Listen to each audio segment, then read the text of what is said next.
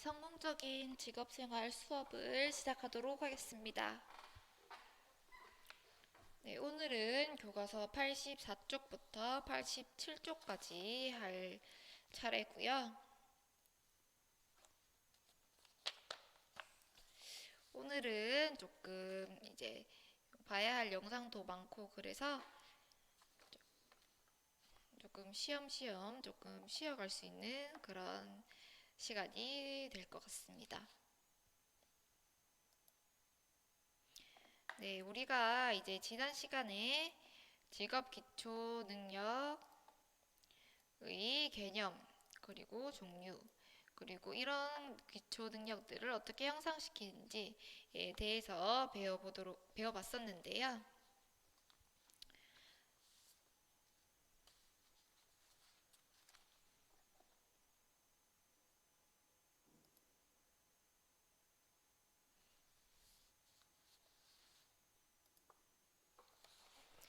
네, 지난 시간과 지지난 시간, 앞선 두 시간을 통해서 이제 우리는 직업 기초 능력의 개념을 알고 설명할 수 있게 됐고, 직업 기초 능력의 종류를 알고 직업 생활에 미치는 영향을 설명할 수 있게 되었습니다. 네, 여러분 다 이제 설명할 수 있게 되었나요? 그럼 선생님과 이제 지난 시간에 했던 걸 다시 한번 복습을 하도록 하겠습니다. 직업 직업 기초 능력은 이제 직종이나 직위에 상관없이 직업인들에게 공통적으로 요구되는 능력을 뜻한다고 했었는데요. NCS에서는 직업 기초 능력을 총 10가지로 구분하고 있습니다. 직업 의사소통 능력, 수리 능력, 문제 해결 능력, 자기 개발 능력, 자원 관리 능력, 대인 관계 능력, 정보 능력, 기술 능력, 조직 이해 능력, 직업 윤리 이렇게 총 10가지가 있었습니다. 그리고 이제 우리는 지난 시간에 이런 직업 기초 능력을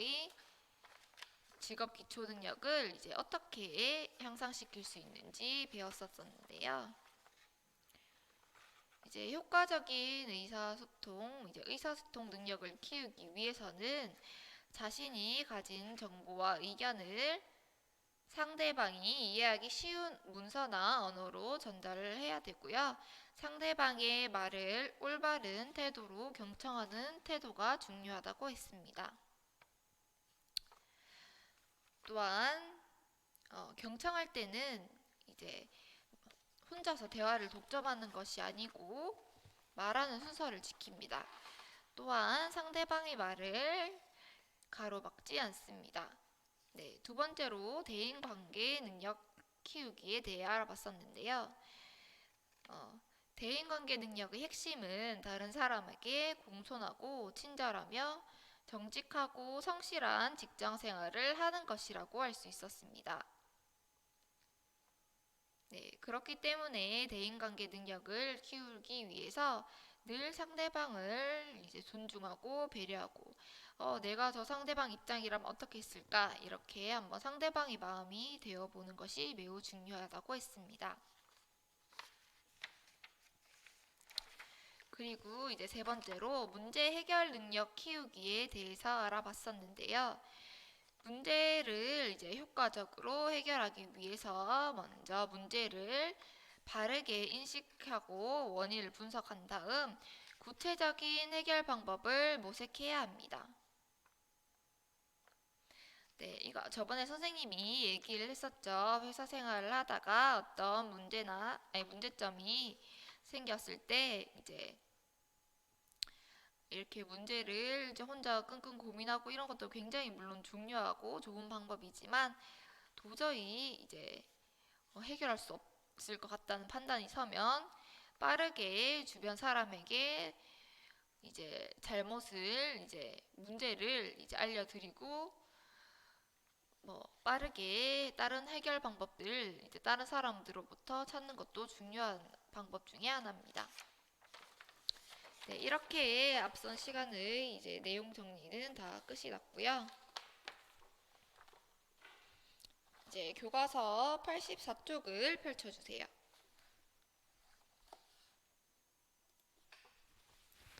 교과서 84쪽에는 이제 체크리스트 활동이 보입니다. 나이, 대인관계, 유형 파악하기입니다. 이제 1번부터 40번 문항까지 있는데 선생님이 이제 한 5분 정도 시간을 줄 테니까 한번 이제 체크를 같이 한번 해보도록 하겠습니다. 선생님도 체크를 해보도록 할게요. 일단 여러분 먼저 체크를 해보도록 하세요.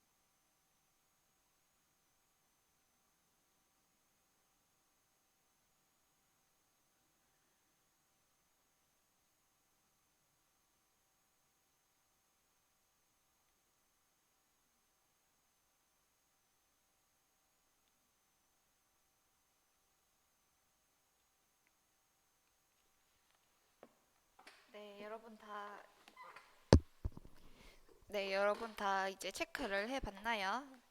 이제 선생님이 그럼 한번 이제 체크를 한번 해볼게요. 네, 자신감 1번 문항이죠. 자신감이 있다. 1번은 이제 전혀 그렇지 않다. 2번 약간 그렇다. 3 상당히 그렇다. 4 매우 그렇다. 1번 자신감이 있다. 선생님은 자신감이 좀 있는 편이라서 3번을 체크를 해줬어요. 꾀가 많다. 선생님 꾀가 많습니다. 네, 3번 강인하다. 좀 강인한 것 같아요. 쾌활하지 않다. 전혀 그렇지 않습니다. 선생님 쾌활하니까 1번을 선택해 줄게요. 마음이 약하다. 이건 선생님 마음이 좀 약해요. 그 다툼을 조금 피합니다. 네, 그래서 인정인도 좀 많고요. 좀 명량하고 추진력은 뭐 엄청 많지는 않는 것 같아요. 그래서 3을 선택해 줄게요. 자기 자랑을 잘한다. 선생님 자기 자랑을 하나도 안 해요. 그래서 1번 냉철하다. 조금은 냉철한 면이 있습니다. 부친성이 없다. 매우 부침성이 좋습니다. 그래서 전혀 그렇지 않다를 선택해 줄게요. 수줍음이 있다. 부친성은 많으나 수줍음이 가끔씩 있습니다. 네. 고분고분하다. 조금 고분고분한 편인 것 같아요. 네. 다정다감하다. 네.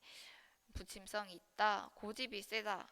저는 선생님 그렇게 뭐 고집이 있는 편은 아니라서 1번을 선택해 줄게요.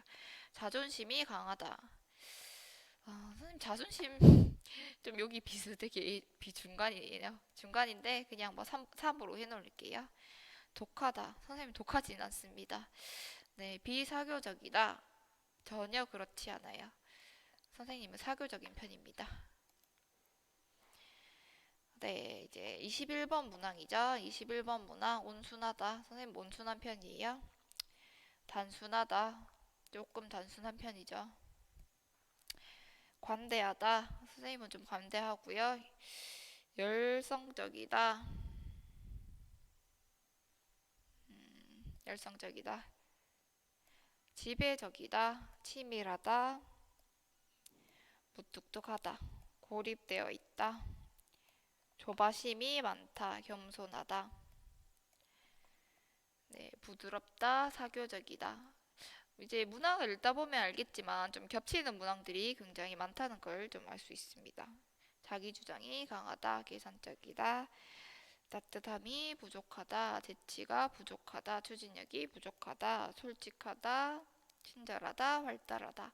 이렇게 총 40가지 이제 문항을 체크를 전부 다 했으면 이제 교과서 84쪽 하단에 보면 이제 2번을 읽어볼게요. 유형별 문항에 대한 점수를 아래 칸에 합산해서 적는다. 그리고 오른쪽 그림에 자신의 점수를 점으로 표시를 하고 점수들을 연결하여 팔각형을 완성한다. 선생님이 시간을 한 3분 정도 줄 테니 이제 요 표를 보고 합산을 해서 점수를 적어 본 다음 옆에 이제 팔각형으로 표현을 한번 해보도록 하세요.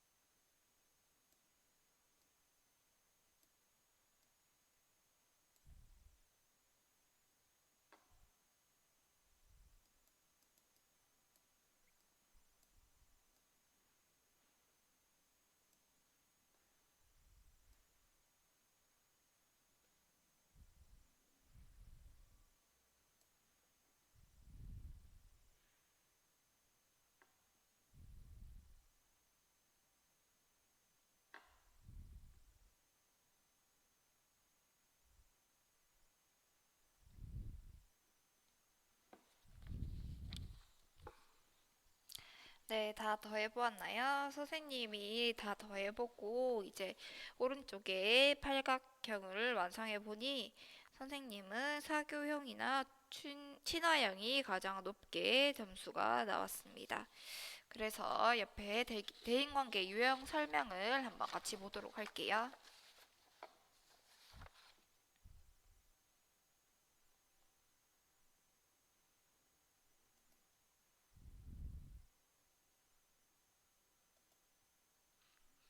네, 선생님이 나왔던 거 먼저 보면 친화형 부분을 먼저 읽어볼게요.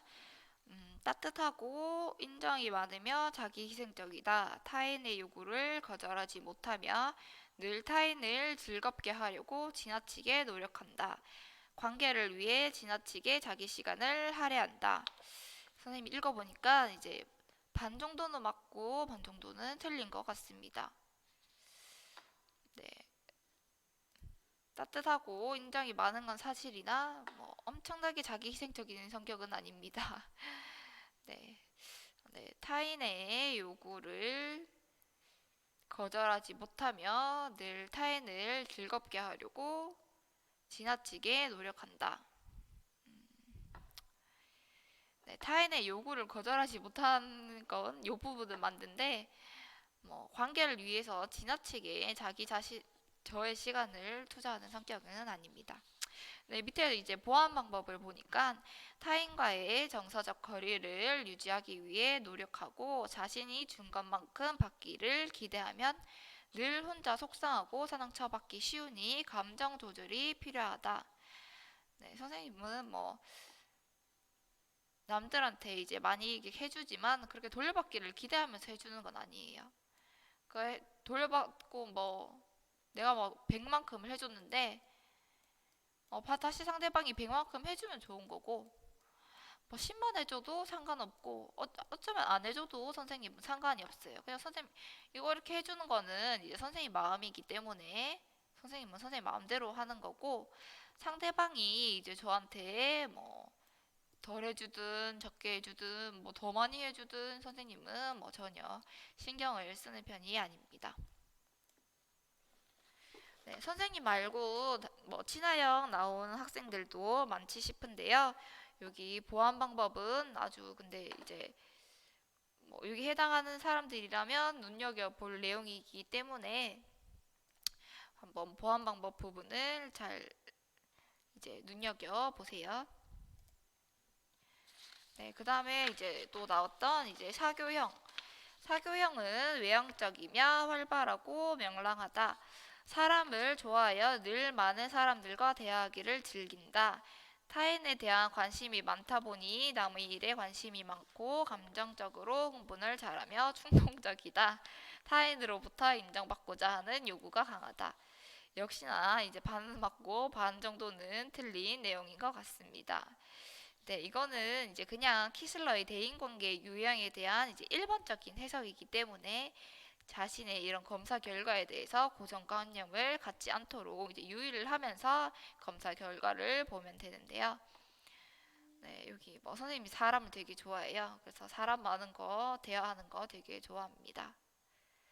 네, 요 부분은 조금 이제 좀 잘 알아둘 필요가 있네요. 네, 독립적인 성향을 개발할 필요가 있다. 네, 요 부분은 좀 보완할 필요가 있는 부분인 것 같습니다. 네, 여기 이제 키슬러의 대인관계 유형이 여러 가지 유형들이 있는데요.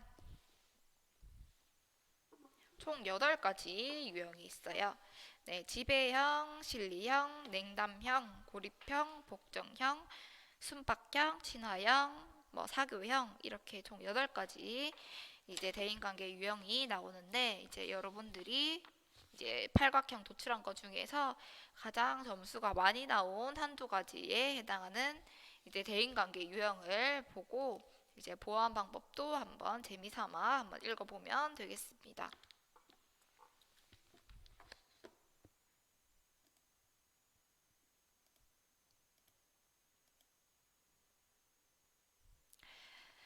네, 이제 어, 이제 교과서 86쪽을 펴보도록 하세요. 이제 무한상사 살리기 프로젝트 활동입니다. 선생님이 이제 요번 수업 시간이 이런 활동지로 한 이유는 이제 무한상사 살리기 프로젝트 요 활동지를 하려면 거의 13분, 15분에 해당하는 영상을 또 여러분이 봐야 돼요. 선생님이 그 좀 더 링크를 걸어 둘 건데 링크를 보고 이 활동지를 작성해야 되기 때문에 이번 수업 시간은 조금 짧게 진행을 해봤습니다. 네, 먼저 이제 여기 보면 활동 1에는 영상을 보고 무한상사 조직도의 빈칸에 직급 또는 이름을 적어서 완성하면 되는데요. 선생님이 예시로 하나 이제 유재석을 하나 적어놨는데 이렇게 빈칸에 이름이 비었으면 이름을 적고 직급이 비었으면 직급을 적어줘서 이제 완성하면 됩니다.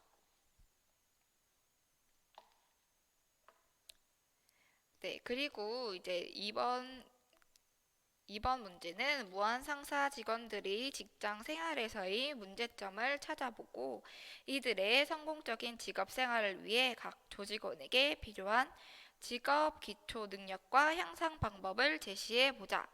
라고 이렇게 이제 문제가 나와 있는데 직업 기초 능력과 이제 직업 기초 능력의 향상 방법에 대해선 지난번 시간과 지지난번 시간에 다 배웠던 내용이죠. 그 내용을 활용해서 이제 넣어보면 되는데 선생님 일단 아주 간략한 예시를 하나만 찾았어요. 이제 여기 무한상사의 차장 직급에 해당하는 뭐 땡땡땡은 이제 영상을 보면 무조건 큰 소리를 친다. 이 사람에게 필요한 직업 기초 능력이 뭘까요? 네, 바로 의사소통 능력이죠. 의사소통 능력에서 선생님이 가장 강조했던 게 경청인데요. 이제 차장 역할의 요 분은 이제 향상 방법으로 상대방의 말을 경청한다가 있겠습니다.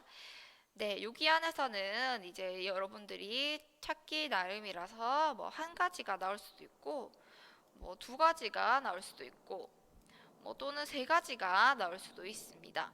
그래서 여러분이 최대한 이렇게 여기 문제점들을 찾아보고 필요한 직업 기초 능력과 향상 방법을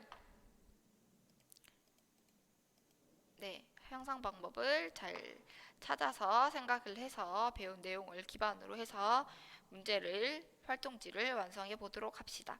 네, 모두 이제 영상을 틀어놓고 교과서에다가 직접 글을 적으면 됩니다.